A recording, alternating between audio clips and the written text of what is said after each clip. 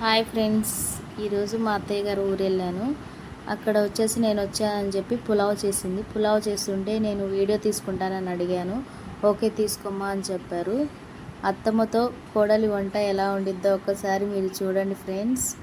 మా అత్తయ్య అయితే చాలా బాగా చేస్తారు. దమ్ బిర్యానీ కూడా చేయిస్తాను, కానీ మా అత్తమ్మ చేయదు, మా వదిన చేస్తుంది. మా వదిన అయితే చాలా బాగా చేస్తుంది దమ్ బిర్యానీ అనేది. ఆ వీడియోలో నెక్స్ట్ వీడియోలో చూపిస్తాను. దానికి కావాల్సిన పదార్థాలు చూసేయండి ఫ్రెండ్స్. బియ్యం కంపల్సరీ, టమోటా, పచ్చిమిర్చి, ఆనియన్స్, అల్లం పేస్ట్, తెల్లగడ్డ పేస్ట్, కొత్తిమీర, పుదీనా. ముందుగా బిర్యానీకి దినుసులు కావాల్సినవన్నీ తీసుకున్నాను. చూడండి, వీటిని ఏమంటారో నాకైతే కొన్ని తెలుసు, కొన్ని తెలియదు. సో అందుకే నేను నేమ్స్ అనేవి మెన్షన్ చేయట్లేదు. మేము కేజీ చేసుకుంటున్నాం కాబట్టి కేజీకి నేను చూపించిన స్పూన్ తోటి 8 స్పూన్లు అనేది మా అత్తమ్మ ఆయిల్ వేసిందనమాట. ఎందుకంటే ఆయిల్ అనేది మంచిగా ఉంటేనే బాగుంటుంది బిర్యానీ రైస్ అనేది. చూడండి, చాలా బాగా చేస్తుంది మా అత్తమ్మ. మీరు ఒకసారి ట్రై చేసి చూడండి. నెక్స్ట్ తరిగి పెట్టుకున్న ఆనియన్స్, కొత్తిమీర, పుదీనా.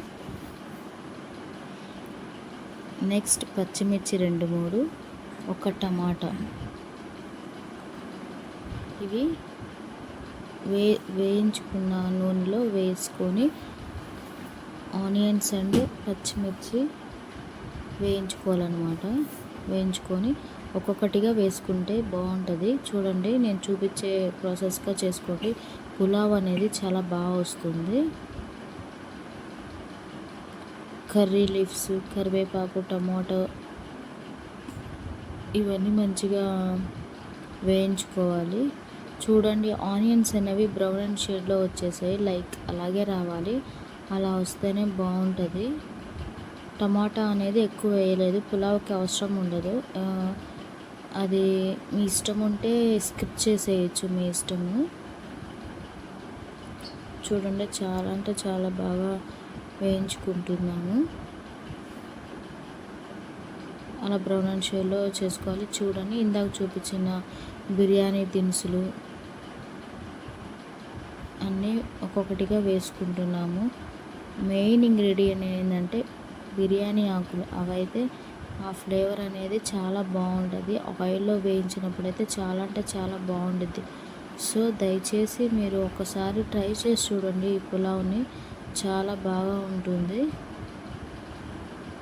నెక్స్ట్ అంటే కొందరు ఏంటంటే అల్లం వెల్లుల్లి పేస్ట్ 2 కలిపి వేసుకుంటారు. మేము అలా కాకుండా విడివిడిగా వేసుకున్నాం. ఫస్ట్ చిన్నులపాయ అంటే తెల్లగడ్డ, మా ఊర్లో చిన్నులపాయ అంటారు. మీ దగ్గర ఏమంటారో నాకు చెప్పండి. అలాగే అల్లం వెల్లుల్లి పేస్ట్ 2 మీకు మీకు ఘాటు కోసం పట్టి వేసుకోండి.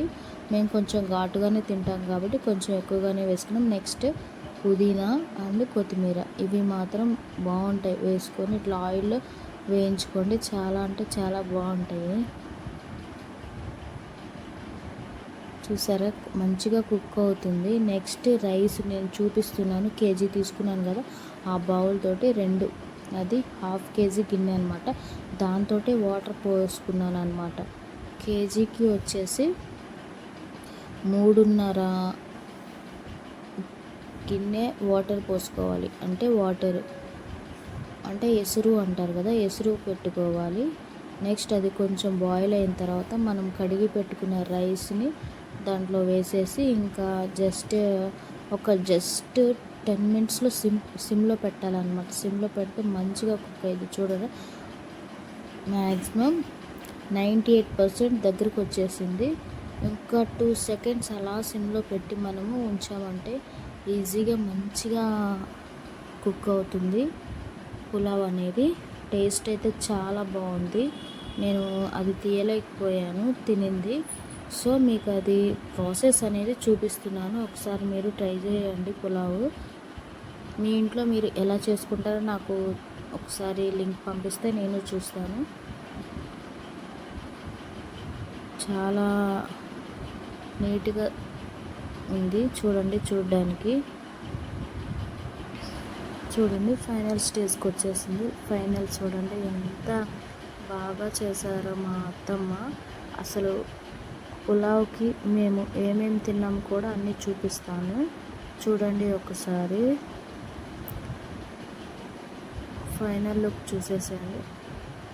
చూడండి పులావ్, వేడి వేడి పులావ్ ఎంత బాగుందో కదా, చూడడానికి చాలా అంటే చాలా బాగుంది పులావ్ అనేది. మీరు ఒక్కసారి ట్రై చేయండి ఫ్రెండ్స్. చాలా చూడండి, రైస్ కూడా మంచిగా కుక్ అయిపోయింది. మేమైతే బాస్మతి రైస్ చేసుకోము ఇంట్లో, నార్మల్గా చేసుకునేటప్పుడు ఎప్పుడైనా ఫస్ట్కి ఈవెంట్స్ ఏమైనా ఉంటే మాత్రమే బాస్మతి రైస్ వాడతాము. ఇంట్లో వాడుకునే రైస్ తోటే మా అత్తమ్మ చేస్తుంది. చూడండి ఎంత మంచిగా కుక్ అయిపోయిందో, చాలా అంటే చాలా, చూడడానికి చాలా బాగుంది తినడానికి. ఒక్కసారి చూడండి ఎంత బాగుందో. పులావ్ అనేది ఇలా సింపుల్గా చేసుకోవచ్చు ఈజీగా. ఎప్పుడైనా తినాలనిపించినా ఉన్నప్పుడు ఇంట్లోనే మనం న్యాచురల్గా చేసుకోవచ్చు, చాలా బాగుంటుంది. బయటికి వెళ్ళి తినేసే కంటే ఇంట్లోనే న్యాచురల్గా మనం తయారు చేసుకోవచ్చు అన్నమాట. బాగుండేది. అందరం కలిసే తింటాం మేము. మా అత్తయ్య వాళ్ళ ఇంట్లో ఉన్నామంటే కంపల్సరీగా మా ఫ్యామిలీతోటే మేము తింటాము అందరం కలిసి. మనం ఫుడ్ కలర్ కూడా వేయదు మా అత్తమ్మ.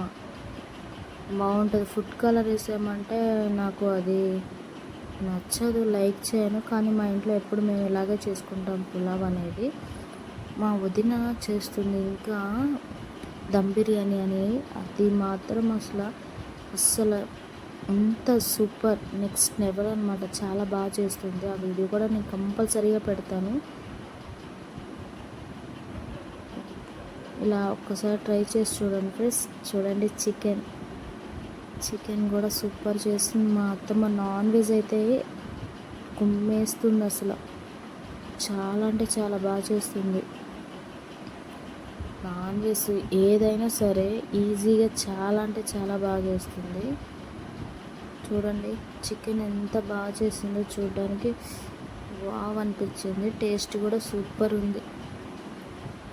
దీనికి కాంబినేషన్ కంపల్సరీగా మేము చికెన్ చేస్తాం. చికెన్ ఫ్రై, గోంగూర రైతా, ఇవి మాత్రం కంపల్సరీ.